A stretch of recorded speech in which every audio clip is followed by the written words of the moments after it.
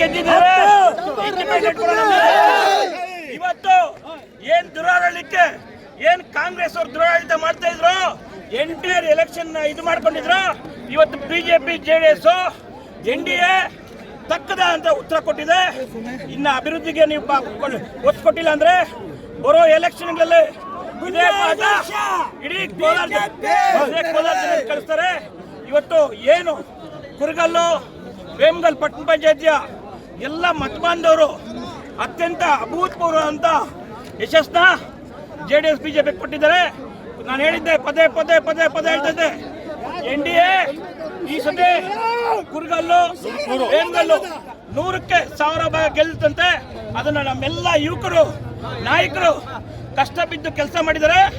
ಇಷ್ಟು ಆಡಳಿತ ಪಡ್ಕೊಂಡ್ರೆ ಕೂಡ ಇವತ್ತು ನಮ್ಮ ಕಾರ್ಯಕರ್ತರು, ನಮ್ಮ ಏನು ಅಭ್ಯರ್ಥಿಗಳು, ಹುರಿಯಾಳಿಗಳು, ಬಿಜೆಪಿ ಜೆಡಿಎಸ್ ಹುರಿಯಾಳಿಗಳು ಅತ್ಯಂತ ಯಶಸ್ವಿಯಾಗಿ 10ಕ್ಕಿಂತ ಹೆಚ್ಚು ಗೆದ್ದಿದ್ದಾರೆ.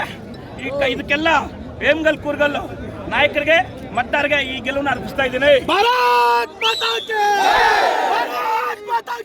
100 ಪ್ರೆಸ್ ಮೀಟ್ಗಳು ಹೇಳಿದೆ. NDA ಇಲ್ಲಿ ಜೆಡಿಎಸ್ ಬಿಜೆಪಿ ಅಲಯನ್ಸ್ ಚೆನ್ನಾಗಿದೆ.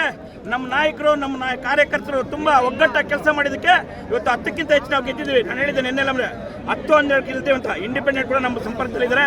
ಅವರು ನಮ್ಮ ವ್ಯಕ್ತಿನ ನಾವು ಮಾತಾಡಿಕೊಂಡು ಇವತ್ತು 11ಕ್ಕಿಂತ ಮೇಲೆ ನಾವು ಗೆದ್ದು ಆಡಳಿತ ಚುಕ್ಕಾಣಿ ಹಿಡಿದ್ರೆ ಅಭಿವೃದ್ಧಿ ಯಾವ ರೀತಿ ಮಾಡ್ಬೇಕಂತ ತೋರಿಸ್ತೀವಿ. ಜಿಂದಾಬಾದ್. ಜನಕ್ಕೆ ಹೋಗ್ತಾ ಇಲ್ಲ.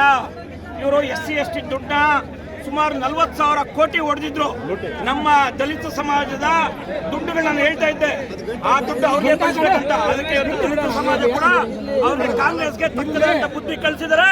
ಇನ್ ಮುಂದೆ ಕೋಲಾರದಲ್ಲಿ NDAನೇ ಆಡಳಿತ. ಜಿಲ್ಲಾ ಪಂಚಾಯತಿ, ತಾಲೂಕ್ ಪಂಚಾಯತಿ, ಜನಸಂಖ್ಯೆಗಳೇ ಎಲ್ಲ NDAನೇ ಆಡಳಿತ ಬರ್ತದೆ. ಇಡೀ ಜಿಲ್ಲೆಗೆ ಕಾಂಗ್ರೆಸ್ನ ಸೋಲ್ಸುವಂತ ಮೂಲವಾದ ಗುರಿ ಇವತ್ತು ಆಡಳಿತ ವಿರೋಧಿ ಅವರು ಬಿಜೆಪಿ ಜೆಡಿಎಸ್ ಸೇರಿ ಪಟ್ಟಣ ಪಂಚಾಯತ್ ಕೈ ಹಿಡಿದು ಯಾವ ರೀತಿ ಆಡಳಿತ ಮಾಡಬೇಕಂತ ಈ ಶಾಸಕರಿಗೆ, MLCಗೆ ನಾವು ತಿಳಿಸ್ಕೊಡ್ತೀರಿ.